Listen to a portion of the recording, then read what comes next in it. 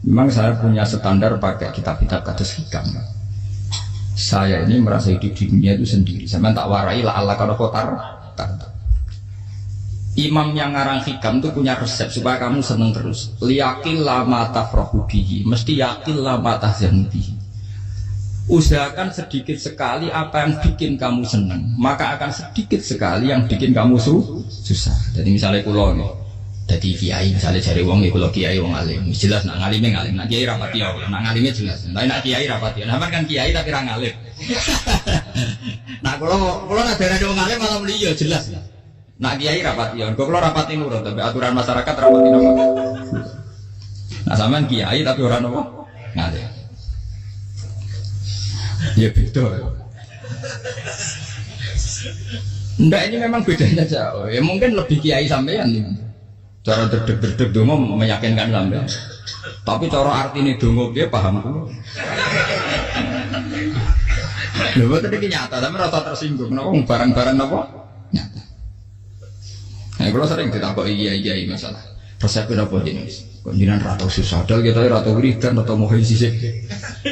Resepnya ilmu begini kata hikam.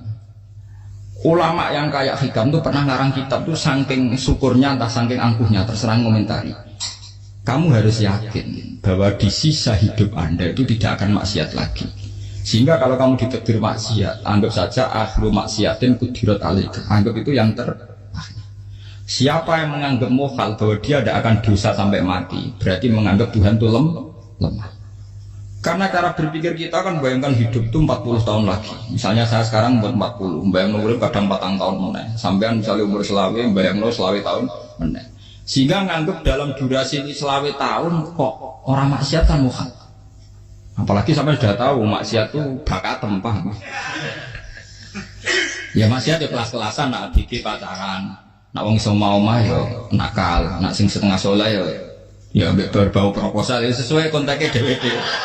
Itu kan urusan masing-masing. Ya itu kan urusan masing. Mau wakil sabu ala wong ora ono sing promo wakil sabu. Nah. Ngomong wali songo, mbok kangen wali songo, mbok golek selisih wae napa? Alam. Sing roh pangeran tiap. Mbok kangen wali, mbok golek selisih margin. Niku pokoke wae napa? Ya itu kan urusan ini jenengan mbek pangeran, mboten urusan kula. Tapi tetap saya sebagai ulama mengingatkan, niat itu ditoto. Begini, ulama dulu tuh ngitung hidup itu hanya 2 menit 2 detik, sehingga dia ya gampang saja. Kayak imam, kayak kanjeng Nabi itu, ya Rasulullah kenapa tidak menyediakan makan untuk besok? Saya itu tidak yakin, nggak ada hidup saya sampai besok. Ya sudah begitu cara, ya sudah tenang saja. Kalau sampai kan bayangkan hidup 4 tahun lagi, 5 tahun lagi, sehingga arah mangan juga wedi tenang. Padahal bolak-balik zaman cilik arah mangan tetap wedi. Jadi cara berpikir Nabi itu begitu. Begitu juga cara pikir sahabat, cara pikir ulama-ulama yang waras itu begitu. Lu saya tuh pernah melarat di Jogja, zaman pertama merantau itu kalau sampai saya bilang, Gus kok tidak punya beras ya? Tapi aku yakin nak sesuk urip palu. Gue butuh mangan sesuk, anak sesuk ijek nopo? Cara berpikir ulama itu begitu. Sehingga melihat maksiat juga gitu. Alhamdulillah aku ijek urip 1 detik, 2 detik, 2 menit. Sehingga hidup. Dan itu sudah cukup untuk lafadzkan la ilaha illallah. Makanya kata ngarang hikam, betapa murahnya Allah. Surga itu hanya bisa dibeli dengan 2 menit. Karena surga itu senilai la ilaha illallah. Miftahul jannah la ilaha illallah. Itu cukup 1 menit. Berarti surga itu regane mau 1 menit. Dan karena dia nganggap hidup itu 1 menit ke depan la ilaha illallah. Ya sudah. Dia ngitung hidup itu per menit. Kalau sampean kan enggak, per 10 tahun, per 20 tahun. Sehingga kriminal betul. Cara pandang sampean itu kriminal betul. Sehingga bang kudu di duwe, kudu di bojo, nak kiai kudu di pengaruh. Nah kalau saya enggak. Saya meskipun tidak sehebat itu, tapi mewarisi keilmuan mereka. Jadi misalnya saya jadi ulama itu bayang dong di santri musito Islam pokoknya ke Ahmadiyah ya gitu saja. Ya pokoknya sudah gitu. Orang bayang lo santri sing pampiran takwa khusyuk salam tempel demen gelo, demen apa? Lo tanyakan santri-santri saya itu mungkin belum pernah istri saya bikin kopi. Bisa dihitung. Karena saya itu sederhana saja. Misalnya saya pergi dari Jogja ini yang nyata sana, bayang lo bojo gue semaca, gawe no kopi, buka no lawang malah kecewa. Seperti umumnya orang kan gitu. Semerantau ada bayang lo bojo gue nyuambut, digawe no kopi, digodok no banyu hangat, teman Barang teko bojone wangop kukur-kukur. Karena tarifnya dia ideal, maka mudah kecewa kalau itu tidak terjadi. Nah, kalau buatan sebaiknya kau yukjes, ibu cucu cek uto Islam, nak sholat 5 bulan ya sudah gitu kan. Pakai standar yang minimalis. Saya dari rumah nggak sampai ngaji ya, pokoknya ya melek, ya sudah nak sholat 5 apa, mulanya sudah gitu. Andai kan saya pakai standar maksimal, maka akan mudah kecewa. Rasulullah juga begitu. Rasulullah itu ngadepi Sayyidah Aisyah itu ya begitu, ngadepi Hasan Husain. Sehingga tidak ada cerita Nabi mudah kecewa betul. Karena Nabi bayangkan anak istrinya itu ya minimalis sekali, urusan dunia loh maksudnya minimalis sekali. Misalnya Nabi pagi-pagi tanya, ya Aisyah apa ada sarapan? Tidak ya Rasulullah, ya idzan asumu kan itu saya puasa. Kalau sampean usul-usul lah juga no kopi wong wedok opo, itu kan repot. Muni-muni itibak sunnah Rasul tapi tidak pernah sampean mendekati sunnah nopo Rasul. Sehingga ya tenang saja Nabi. Saya tuh alhamdulillah bisa niru dalam gitu-gitu tuh bisa. Makanya ini kiai muda paling menjadi banyak kiai sepuh itu kalau urusan gitu konsultasi masa. Gus siapa apa kain? Ini kalau ya sampai era dekar. Juga saya tidak pernah bayangkan apa tanggaku seneng aku atau orang ngaji aku kecil tidak pernah bayangkan. Sama itu kan makhluk, tidak penting. Kecewa itu tidak penting. Saya itu orang alim, ngerti ini warido kamat lubi, orang warido kum. Saya tak gulai ridani pengiran, ridani saya ngaji, ridani konsumen. Itu apa makhluk tidak penting. Itu harus dilatih. Harus apa? Sehingga orang itu kalau biasa sholat, maksudnya biasa takluk ke Allah, mesti la'alla tatardo, mesti gampang puas. Karena dia iktifak ngalap cukup be Allah Subhanahu wa ta'ala. Saya sebagai manusia juga sering ditangisi istri. Misalnya saya sering ke Jogja sendirian. Nah ninggalan apa? Ninggalan itu milik pengira. Misalnya mati ninggalan, ya paling aku mau ngapain nih soal. Paling uang nangis itu kegiatan. Pakai gue. Bukan Pak. Ingin saya bahwa konstitusi ulama itu masih iktimat Allah. Kalau kita kan enggak. Cara berpikir kita ngaji itu ideal sing ono podium, sing ngaji kelaminan takwa kabeh, ketunan kaji kabeh, diluk kabeh. Kita akan pakai standar-standar yang dengan asumsi kita. Padahal Nabi di zaman sugeng al iman hahuna wa yusiru ila qalbihi sadrihi salah. Iman itu urusan hati. Komitmen sampean be Allah Subhanahu wa taala. Nah ini resepnya. Makanya kata hikam yakinlah mata frohubi, mesti yakinlah mata syaribi. Sedikitlah kamu gembira dengan satu hal, nanti akan sedikit kamu yang kecil. Artinya misalnya kados pulau sebagai ulama seneng pulau nu kok ijek iman, ya kayak orang awam. Ya sudah gitu. Jadi misalnya suatu saat pulau jatuh, yang ngaji saya gak semeneng jadi kupeting, uang sing seneng pulau bubar kabeh. Pulau rasa susah, miskola darah pun. Gus saya jenengan orang sing seneng, ya tenang saja. Saya seneng ya makhluk ora jelas. Dan status mereka tetap layak durwalayan. Ini harus dilatih. Sehingga Nabi itu ya meskipun beliau itu perang, sahabatnya meninggal, ya tenang saja.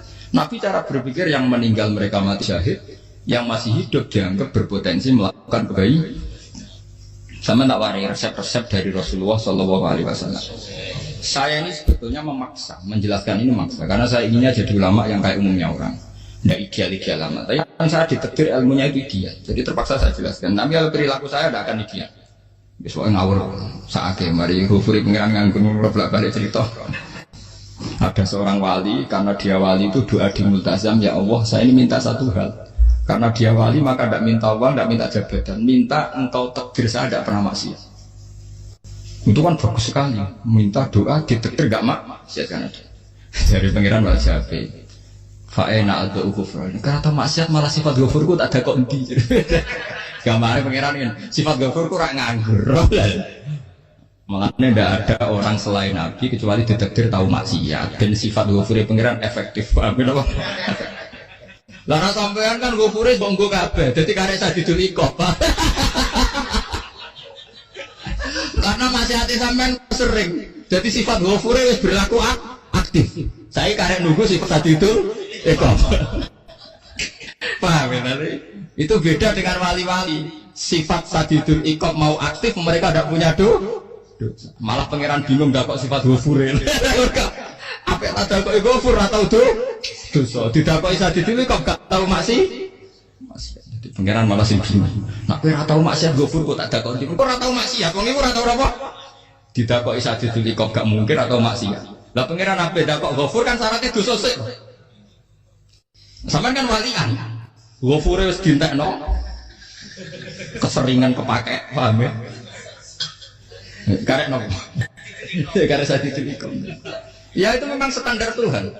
Semua Quran itu kalau menyeritakan gitu, Nabi ibadi anni anal ghafurur rahim. Kau laku ceritani aku ghafurur rahim, tapi yo ceritani wa anna adabi wal adabul alim. Jadi Nabi ibadi anni anal ghafurur rahim wa anna adabi wal adabul alim. Kalau Nabi Ibrahim, Nabi Muhammad inna rabbaka lasariul iqab. Pangeran cepat nyiksane, tapi wa innahu laghafurur. Jadi dua sifat ini pasti aktif. Dan tentu ulama itu senang sifat ghafur itu. Ya meskipun aktif, tapi mereka tidak pernah ngambil fasilitas sifat nopo. Kalau baleni malik. Sehingga kayak Sayyidina Umar radhiyallahu anhu, ketika beliau pertama jadi khalifah, ini cerita di kitab Hayati Sahabat. Pertama dia jadi khalifah, orang mengira dia akan ngomong hal-hal yang besar, visi besar tentang negara, visi besar tentang izzatil Islam wal muslim. Tapi ketika Umar pertama pidato begini. Ayuhal muslimun ayuhan nas ana dari kata Sayyidina Umar ana hulamun min bani Mahsud akulu min kholati, saya ini pemuda dari Bani Mahsud, kecil saya bisa makan karena bulik-bulik saya punya kebun kurma yang kalau saya memanen diopahi beberapa biji dan itu menjadi kuti wahayati, menjadi saya bisa hidup. Wassalamualaikum warahmatullahi wabarakatuh.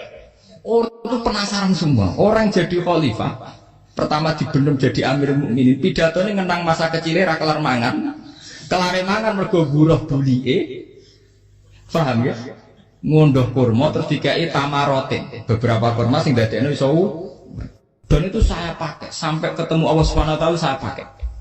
Misalnya sekarang saya mulia, misalnya kalau dibilang mulia, ya orang yang nyuci, orang yang husnudzon, orang yang hormat, macam-macam sawangannya. Itu bodoh sekali kalau saya menikmati itu, bodoh sekali. Paling banter nikmati dicucuk, dihormati itu apa? Tapi kalau nikmatnya bisa makan saat itu tuh nyawa. SBY jadi presiden prestasi, Gus Dur jadi presiden prestasi, tapi umpama presiden tetap mangan. Prestasi tertinggi ada bisa makan selisat dirungki, goyo-goyo. Makanya Umar mengingatkan. Sebetulnya nikmat tertinggi saya itu tidak saat saya jadi khalifah, saat itu kok aku iso mangan, cara gak aku mati. Paham ya? Jadi itu luar biasa. Kita ini kan menjadi angkuh karena ngitung nikmat itu yang besar-besar, punya prestasi, punya. Kalau saya enggak ngitung nikmat itu kelar mangan gak mati, kan gampang. Sehingga saya tidak mudah kecewa karena tarifnya minimalis, gak gampang apa? Jadi misalnya kalau kapan-kapan kok bro, Gus ini Tuhan rasanya jangan ngeten-ngeten. Oh makhluk itu ya gak apa-apa. Kalau di status kiai kan seakan-akan ngomongnya sakral, seakan-akan mandi. Tapi tak status oh makhluk itu ngomong ya sudah kan. Menjadi kan sudah distatuskan sebagai apa? Makhluk. Tentu makhluk statusnya la yadurru wala yanfa. Di sini ini penting orang-orang ahli tauhid tentu tidak punya kesusahan. Innal ladzina qalu rabbuna wa tsummas taqamu. Itu mesti tidak ada kesusahan sama sekali. Misalnya ulama-ulama dulu mau mati ya tenang saja. Mati kedua itu mati paling menantang ya, menyenangkan sekali. Karena mati yang seru itu mati zaman Al-Adam. Misalnya saya kelahiran tahun 70. Tahun 40-50 kan belum ada saya. Itu mati yang sejati karena Al-Adam. Kenapa? Al-Adam tidak ada. Mati yang nanti itu mati yang petualangan. Karena saya mati setelah menyaksikan kekuasaan Allah. Setelah husnudzon sama Allah. Sehingga mati yang menuruti kerinduan. Akan ketemu sang kekasih. Makanya Jalaluddin Ar-Rumi ketika mau meninggal dan orang-orang muridnya nangis, dia marah-marah. Hei murid-muridku, betapa bodohnya engkau. Saat ini yang saya tunggu, saya sudah menyesal berusaha sampai Allah dat tak senang. Aku kecewa waktu makhluk-makhluk kau itu. Saya ini supaya aku boleh ikholik dat tak senangi malah buat tangi. Cuk bodoh nih gue. Saat-saat yang tenten malah buat tantang. Betapa aku lamanya menunggu kematian ini. Mereka hidup itu keterpisahanku be Allah. Kemen ketemu kue. Malahnya Jalaluddin Rumilah yang mengistilahkan mati itu malam pengantin. Makanya fal'an awanut kirok minkum wa awat wisol habibi. Ini saat yang indah karena ketemu dengan berpisah dari makhluk-makhluk yang tidak penting menuju sama Habibi kekasihku. Dia misalkan mati itu malam penganten. Semenjak istilah itu populer di Jawa anak ngipi dadi nganten takwilane mati. Itu filosofi sufi ya, filosofi apa? Lah niku tenan. Begitu juga sahabat-sahabat dulu. Bilal mau meninggal, anaknya udah nangis. Bilal lagu ya. Ditanya sama anaknya, kenapa anak-anak kamu nangis? Dan jenengan badhe kapundhut. Aku malah seneng nang mati. Hudan nalqal akhibah Muhammad dan Wafisbah. Aku nak urip ketemunya mbek kowe terus. Malah nak mati ketemu Nabi Muhammad. Hudan nalqal akhibah Muhammad dan Wafisbah. Nah, dengan cara pandang begitu maka hidup itu enjoy saja. Ya saya sebenarnya keberatan pakai kelas ini, keberatan karena saya harus ngulang sampean-sampean.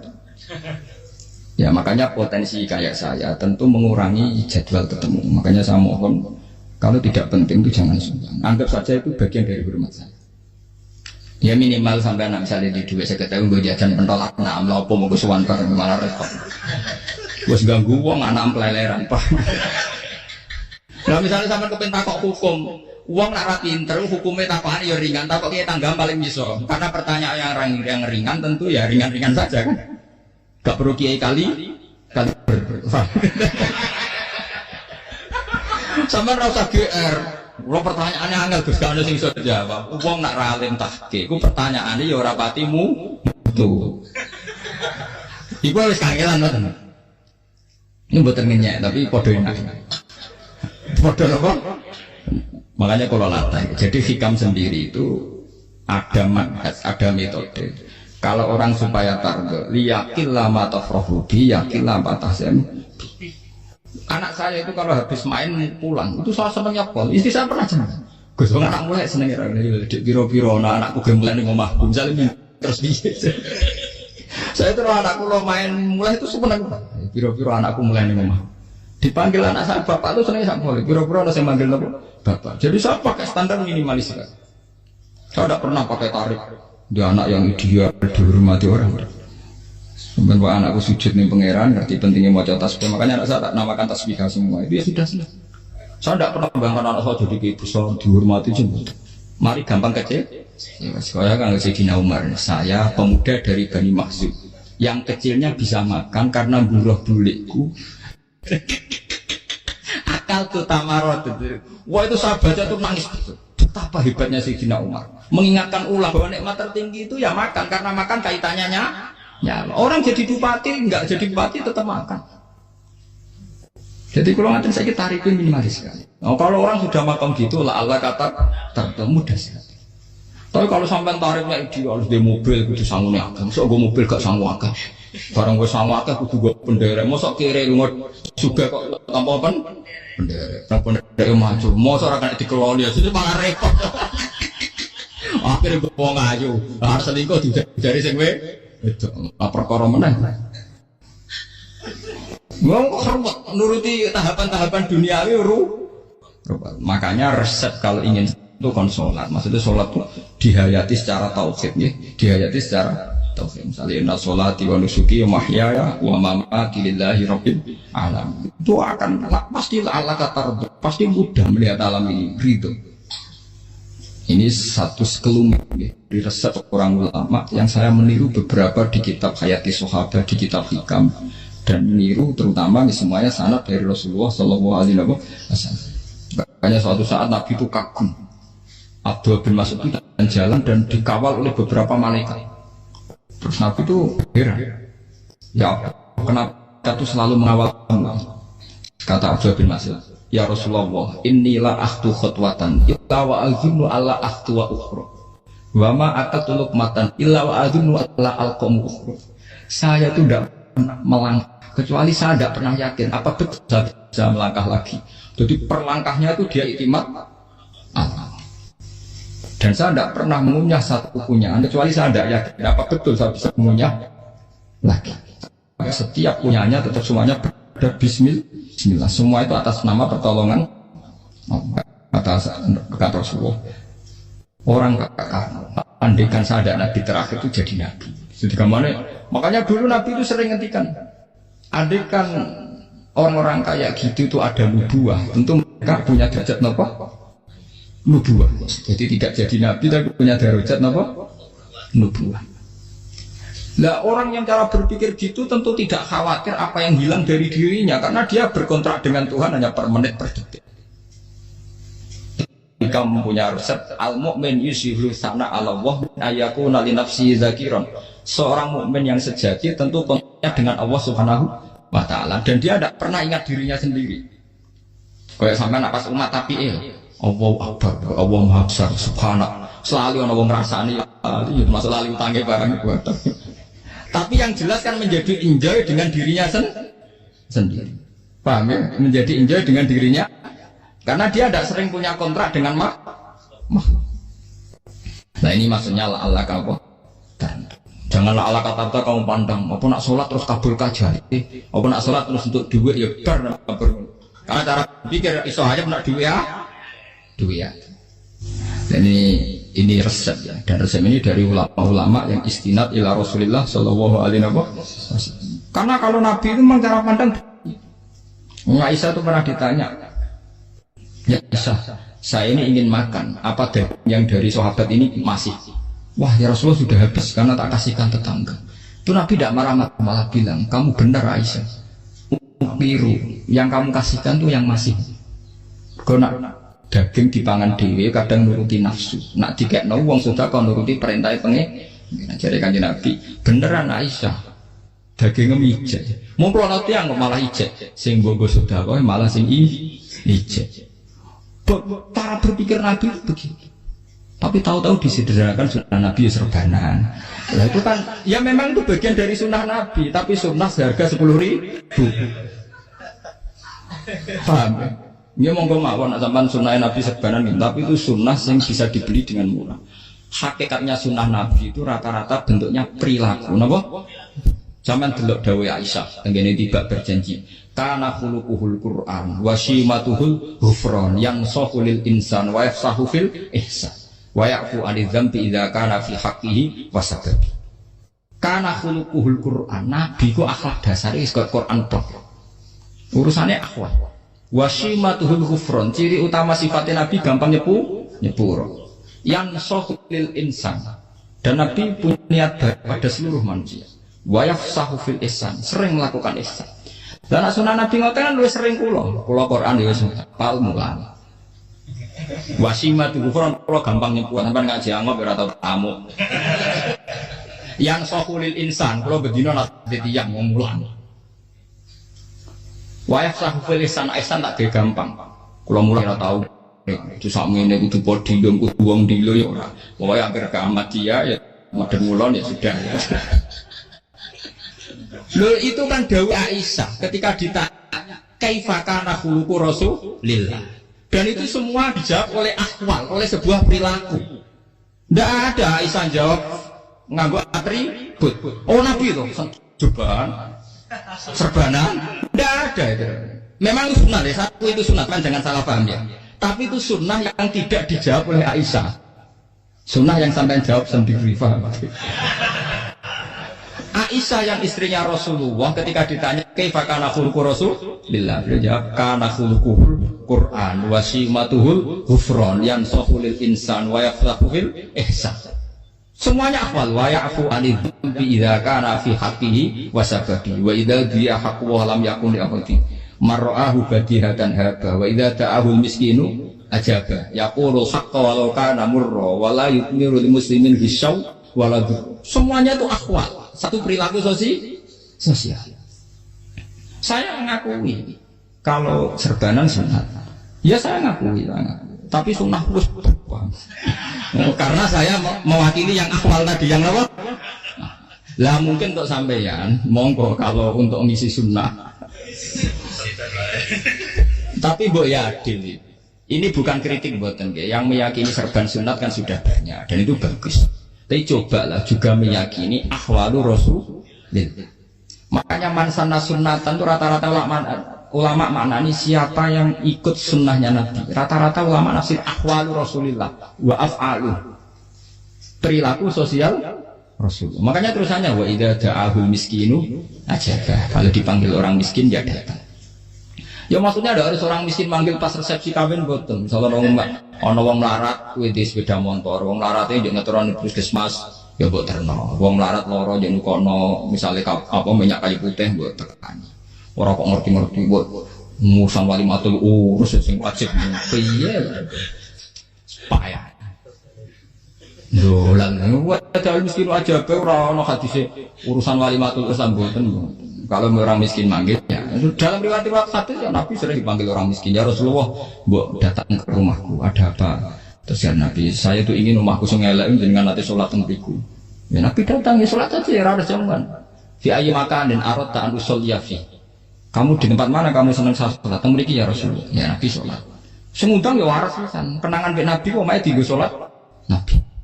Ambe an tahu tanggung kiai kon sholat. Kon promosi anak-anakmu itu apa? Dia itu nggak nunggu kersane ketampi PNS. Padahal kiai ini dia anaknya era PNS. Kalau dulu kan sahabat ngundang Nabi itu ya gitu.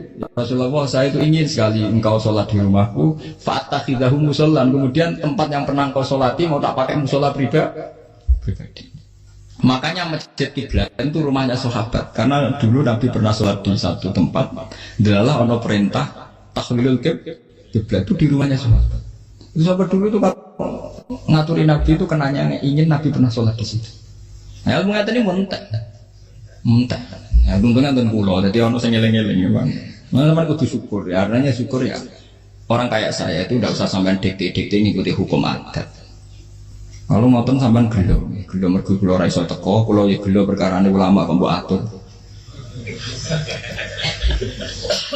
Makanya saya sering guyon cerita, saya itu kalau di pasar Pandangan dulu itu anyaran boyong sering di pasar, ditanya sama Gus wong alim kok di pasar, piye? Aneh, ya aneh piye? Bodohnya wong alim. Kadang masyarakat itu tidak sadar keanehan dirinya sendiri.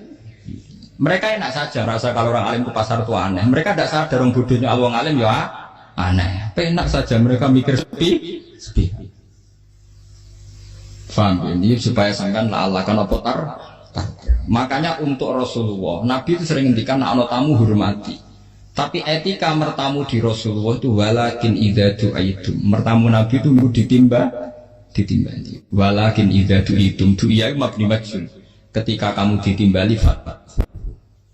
Jadi ya ayyuhalladzina amanu la tadkhulu buyutan nabiyyi illa ayyudzana lakum. Jadi untuk sowan Nabi itu nunggu dipang ya kan. Meskipun sahabat tuh rindu Nabi, tidak berani sowan ke dalamnya Nabi. Kalau ingin ketemu Nabi di barno pas sholat jamaah, karena Nabi pasti keluar di mas. Andai kan Nabi lima tamu di rumah, ya ora sido dadi Nabi. Aman nampa tamu.